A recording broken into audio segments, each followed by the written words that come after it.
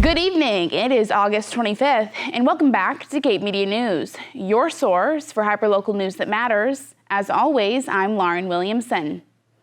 The town of Dennis is launching its new child care subsidy program for children of Dennis residents from birth to 5 years old. The program was approved at the May 2nd annual town meeting and aims to assist families meeting an income threshold of 150% average median income. Eligible families can receive a subsidy in the form of direct payment to a state-licensed child care provider for one child per household, up to a maximum of $2,400. Applications for the program will be available starting September 1st and must be completed and submitted by September 28th for the program year running from September 23 to August 2024. Complete application details, including the application form and required documents list, can be found on the town's website. Applicants may also direct questions via email to denniscsp@town.dennis.ma.us or send their applications to Dennis Town Hall.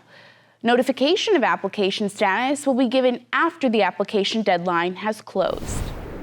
The Massachusetts Department of Transportation, or MassDOT, has proposed improvements to Route 28 in Yarmouth, particularly around the intersections with Main Street and Townbrook Road. Their plan is to enhance road safety, improve bicycle and pedestrian access, update intersection safety and geometry, and upgrade drainage and sewer systems along the corridor. The biggest changes include building a roundabout at the intersection of Route 28 and Main Street in West Yarmouth. Additionally, a traffic signal is proposed for the intersection of Route 28 and Main Street at Townbrook Road. The estimated cost of the project is around $22 million, but is anticipated to reach approximately $30 million by the time of completion. The need for improvements is driven by a high number of vehicular crashes along Route 28 in Yarmouth. Data analysis reveals that this stretch of road is ranked as the 5th worst on the Cape in terms of road safety. While state planners believe a roundabout at the Main Street Route 28 intersection is a good idea, not everyone agrees. Some locals whose office is located at the intersection have expressed concerns that a roundabout might exacerbate traffic congestion. The construction for the project is expected to begin around May 2028 and may take 3 to 4 years to complete. But there is a possibility of utility work occurring earlier to expedite this process. In summary, the proposed improvements aim to enhance safety, traffic flow, and accessibility for all modes of transportation along the Route 28 in Yarmouth. While there are differing opinions on specific aspects of the plan, the overall goal is to create a safer and more efficient road corridor.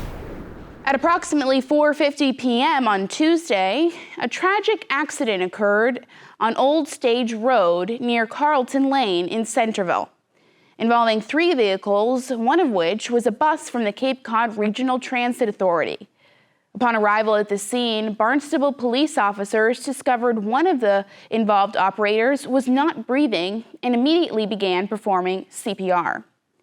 The Centerville, Osterville, Marston Mills Fire Department arrived soon after treating and transporting 3 individuals to Cape Cod Hospital. Despite the best efforts of the medical personnel, the unresponsive operator, a 39-year-old male from Centerville, was pronounced dead upon arrival. The Barnstable Police Department's crash reconstruction team is diligently investigating the fatal motor vehicle accident, and the department has expressed sincere condolences to the victim's family at this very difficult time. West Dennis's The Columns is undergoing transformation under new ownership. Built in 1861, the property has served as a home, hotel, and nightclub. After decades of neglect, new owners Lindsay and Mike Weiss, along with Tim McElroy, are revitalizing it. The vision for The Columns includes 16 units, a mix of owner-occupied and affordable rentals, distributed between the main structure and new duplex townhouses. Special permits have been secured for roofing, siding, windows, and a modern septic system. Owners are hopeful for the positive impact this restoration will bring to the town. With the expertise of architect Brian Stein of BDS Designs, the main building's transformation is expected to conclude by late spring 2024, ushering in a new era for this cherished, historic landmark. The Town of Dennis Festival Days is set to kick off from August 27th to September 3rd, with a week filled with an array of exciting events and activities. Starting things off on Sunday, August 27th, witness the 65th Annual Antique Car Parade, with cars parading from West Dennis Beach to Cape Playhouse at 11 a.m. There will be a field day extravaganza at Johnny Kelly Park on Monday, August 28th, 4:30 to 7:30 p.m. This event will be hosted by JT Chronicles. There will also be an array of food trucks, both adults and kids pie eating contests sponsored by the Mercantile, an interactive touch-a-truck experience, and an educational fire safety house sponsored by Dennis Fire. Then don't miss the showdown between Dennis town employees and chamber members in a lively kickball game at 6 p.m.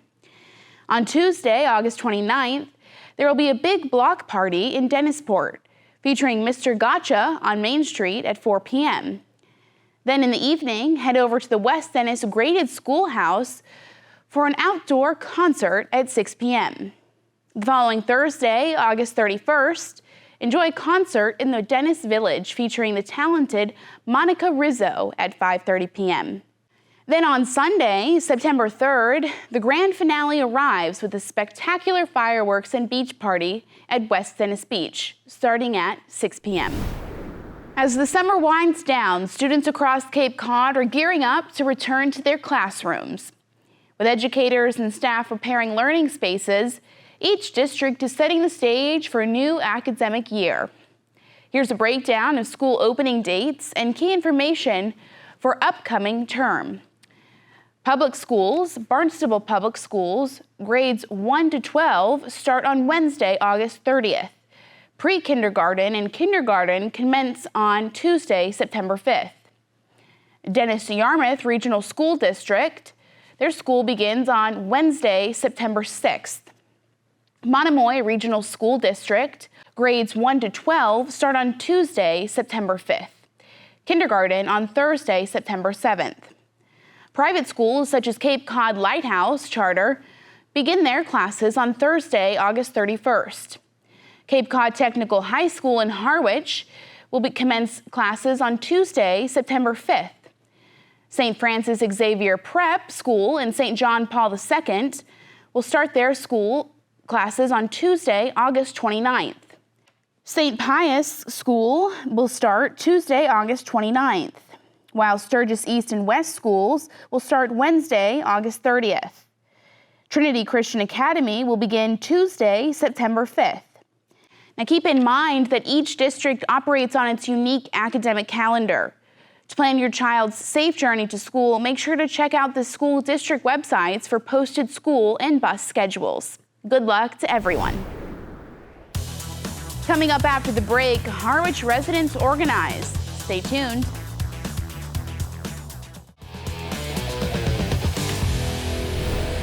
Welcome back to Cape Media News. I'm Lauren Williamson. We're very happy to have you. Concerns over rampant overdevelopment in Harwich have ignited a grassroots movement as citizens join forces to ensure their voices are heard by local authorities. Spearheaded by Ray Gottwald, the newly formed Harwich Community Organization recently held a successful meeting to address the pressing issue and other resident concerns. Constant appearances of new developments, particularly in East Harwich. The most recent ones have cleared like streets, and the streets are like backed up right into people's yards, which are like long time working class blue collar neighborhoods of people who suddenly going to have like houses selling for as much as 2.9 million against their backyard. And enough is enough. What can we do about it? It's not these folks aren't going to be here, maybe 1 month of the year. They're not going to have kids in school. They're not going to be contributing to the local economy. And so we want Harwich to, be for the folks who lived here, who or adopted the town and want to be able to afford to stay here in the next 5 to 10 years. With residents feeling increasingly unheard by their local government, Ray took matters into his own hands, organizing the Harwich Community Organization. The organization's inaugural meeting became a platform for the community to discuss their grievances openly and constructively. The gathering, which included both concerned residents and local government representatives, drew an impressive turnout at over 85 people. I'm really surprised and happy about how many people showed up today. Obviously, there was a need for the meeting. People don't obviously feel like they're being heard through their local government, I think that's why they're here today. You know, I think the thing that I brought up is the vision of town government or the community to just raise more revenue, or is it to preserve and protect what we already have? At the heart of the discussion was the pressing topic of overdevelopment. Many residents expressed their worries about the rapid pace of construction and its potential long-term consequences on the town's economy and infrastructure. Zoning laws, a critical factor influencing development, was another important point of the conversation.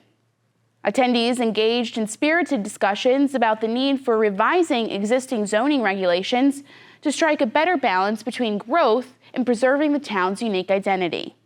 It's really bad for our children and our grandchildren that cannot afford to live in this town anymore. They can't buy a house, they gotta go. It's so sad. Our whole town is not what it was. And is there anything we can do while we're trying to do all this to put a stop to what's going on? Or do we have to just keep seeing it happen while we're trying to figure something out? Is there anything we can do? Anything? It's changing of zoning. Right, but how long is that going to take? Okay. In the meantime, Eastwood Companies is raping the land. Yeah. Okay. Yes. They're raping the land. Get involved, go to town meetings, go to planning board meetings, and especially now that you've got a local planning committee that's engaged in doing this and re-examining what the aspirations of the community are, go to them, attend some meetings. I mean, they've got cards up here to show you how you can get involved with what they're doing.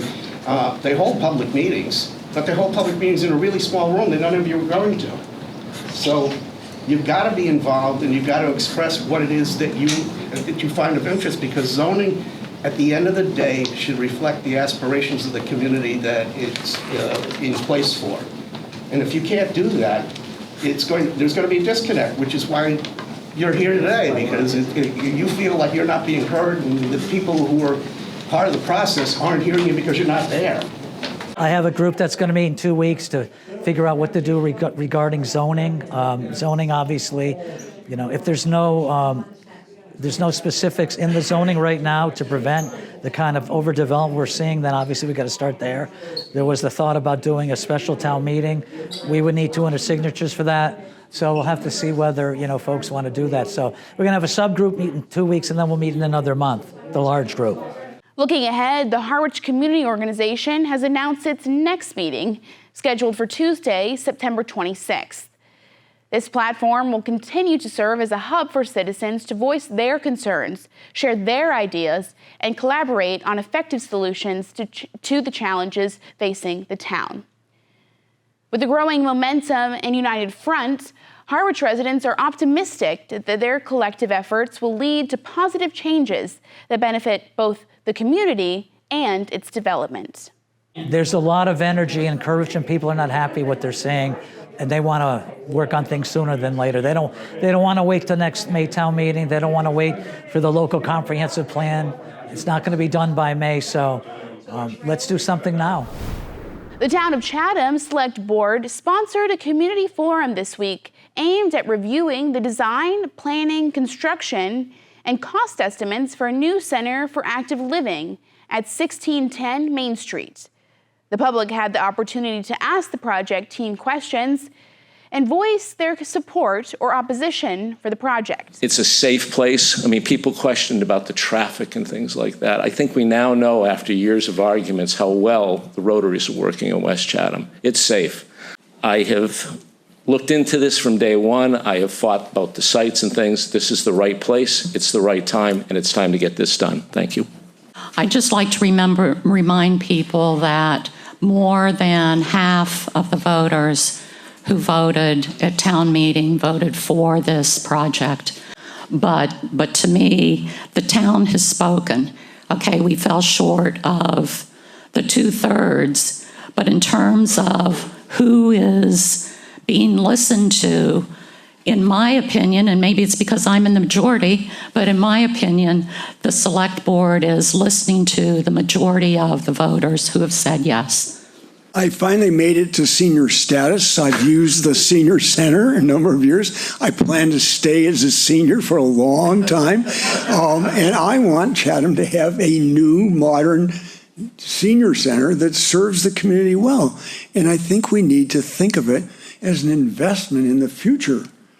While most are still in favor of the new facility, detractors still insist that the project is too big and too expensive. I'm not for this for reasons other than the questions. I just personally believe taking on more debt, and I've written a little letter once about debt service that the town is facing as a percent of the operating budget continues to balloon up, and that doesn't include even the debt that was approved in the town meeting, the incremental 30 million plus. So my name is Sharon Drown. I'm the treasurer tax collector for anybody that doesn't know me. So the Department of Revenue has what's called the Division of Local Services. And I just speak this now because some people aren't aware of that. It's a good place to get information on the municipalities and various financial standings in case anybody is interested in looking that up. So the Department of Revenue looks at the year-round population, not the seasonal population, which ultimately has a swaying effect when they do their reporting. We still have a AAA bond rating. That is correct. In all the years I've been on this board, I'm in my 9th year, that we've consistently had a AAA bond rating, so that's not hurt us. The last question I wanted to ask is, the town, under guidelines or if not regulation of the Department of Revenue, has a certain availability, a certain debt limit availability. What is that? I think I know what it is. But yeah, the debt limit, from what was provided to me by the finance director, there's a certain equation that's used. It's at $275 million right now, approximately. That's rounding. And currently, what is our commitment? Our overall committed debt, active debt, current debt right now. Yes. Our authorized unissued. Authorized. Authorized unissued is approximately 80 million. Okay. Do we have authorized and unissued? I didn't ask you that question earlier, so I don't know the answer to it. So we have committed amounts to the Mass Clean Water totaling, I can get that for you, our authorized and issued. So right now, our authorized and issued for the Mass Clean Water is approximately 40 million. So the total authorized and issued right now is 85 million. It's 85,863,000. Does that include the 40 million that's unissued? Yes. That is entire. Okay. Did I hear, and the treasurer is still here, that reputable organization says that the town could bear a load of 240 million debt? 275. Thank you. And our current debt is 85? By the maximum way you would count it? Give it, Sharon, do you want to? That's a larger safety margin than I've run into in engineering any project. Congratulations, Nina. Congratulations, Chatham. People ought to quit worrying about this and get on with making this place a better place. Thank you. Thank you. Do you want to just confirm the two numbers? Yes, they are confirmed. Okay. I'll take a motion to adjourn. Coming up after the break, save Greater Dow's Beach. Stay tuned.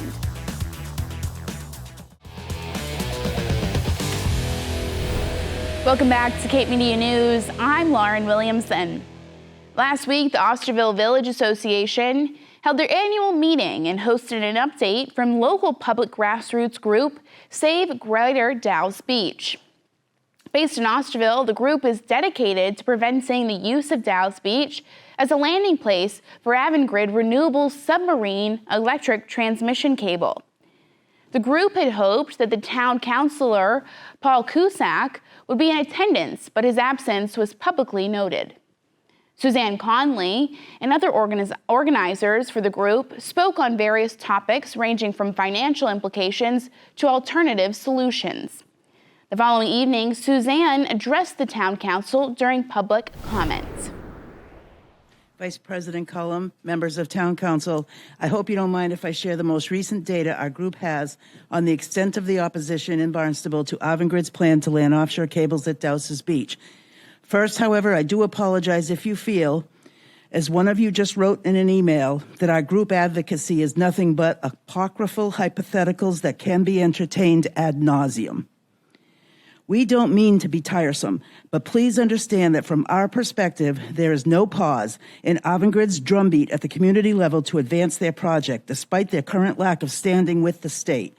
Radio and print ads run constantly, making what we believe are wildly inflated claims about the money they would give to Barnstable. Three-color glossy mailers ridiculing our reasonable objections by dismissing them as myths show up regularly in our mailboxes. They continue to advance the idea that the town's CWMP depends on the so-called Commonwealth Wind Project. Lately, over residents' objections, they are busily marking up our residential streets with paint to illustrate their plans to dig them up. Incessant open houses meant to relieve us of our anxiety only serve to amplify it. Of course, they continue to try to advance their proposal in various regulatory dockets, and our group responds with detailed filings each and every time. Anyway, this binder contains the names of thousands of individuals opposed to the proposed Dowses Beach cable landings and who have signed our informal, non-binding online and paper petitions. Every one of the 7 villages are represented here by full-time residents of our town. Of these, 41% live in Osterville, less than half, with Centerville, Hyannis, and Marston's Mills contributing together another 46% of the signatures. Significantly, our petition signing has been done mostly at Dowses Beach, indicating that this beach is indeed used by residents from throughout the town. As our group enters the second year of the fight against this project, our plan over the next several months is to expand our petitioning throughout the town of Barnstable. Any of you are more than welcome to examine this data. I'd be very happy to share it with you. As of this morning, we have 702 individuals on our email distribution lists, 1,020 loyal followers on our informational Facebook page, and many, many thousands of visits to our website. I regret that none of you were present at the Osterville Village Association's annual meeting last evening, where our group was asked to present an update on our efforts. You would have experienced the universal opposition to the Dowses landings. 30 seconds. Thank you, and heard the Vox Populi loud and clear. Residents feel very strongly that this precious place is not an appropriate site for electrical infrastructure of this magnitude. Thank you for your time. Councillor Cusack didn't give a response, but Councillor Ludke had this to say. Suzanne, as always, Tracy mentioned it. I so admire your group. You bring so much to the table. I know later tonight we have on the agenda the sewage, the pipe risers on Strawberry Hill, and in the justification it talks about they had to get at a lower depth because of the wind cables, and now we're having to do a supplement to go back and fix that. So the two are interrelated, and we always have to be mindful of that. And I have looked using Google Earth at where these wind farms in the North Atlantic, I've flown over them, I've seen them with my own eyes. They're quite magnificent, but they don't land in places that even remotely resemble Dowses Beach. They land at industrial areas, and if they do land on beaches, these beaches are deserted, and they come through fields and things. And you can look on Google Earth, and you can see it for yourself. I looked at one in the Netherlands. They go out of their way not to go through towns. So I encourage you and I admire you, and I hope the state of Massachusetts, you want wind, we all want wind. I don't think anyone is arguing that, but my goodness, there's smarter ways to land it, and it's been demonstrated in Europe. Thank you for joining us this evening. If you have a story you'd like to see covered, send us an email at newstip@capemedia.org.